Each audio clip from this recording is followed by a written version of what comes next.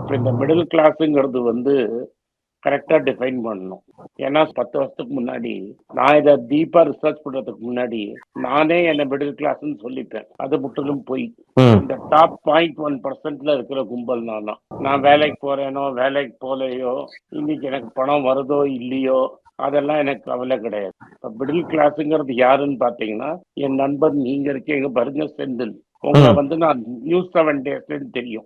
ம். அதுக்கு முன்னாடி நீங்க சத்தியம்ல இருந்ததா சொல்லிதான் தெரியும். பட் ம். நியூஸ் 7ல நீங்க வந்து ஆங்கரா இருந்த காலத்துலன்னு தெரியும். 70,000 ரூபாய் இன்னைக்கு சம்பாதிச்சிருப்பீங்க. ம். அந்த 60-70,000 ரூபாய் சம்பாத்தியத்துல ஒய்ஃபு 2 பசங்களை மெயின்டைன் பண்றது எவ்வளவு கஷ்டம்னு எனக்கு தெரியும். கரெக்டா இருந்திருக்கும். அப்புறம் வீட்டுல அப்பா இருந்தாரு உங்களுக்கு. அப்பாக்கு ஏதோ ஹெல்ப் பண்ணணும். உங்க சொந்தக்காரர் ஒருத்தருக்கு ஹெல்ப் பண்ணிட்டு இருந்தீங்க நீங்க. நீங்க தான் மிடில் கிளாஸ்.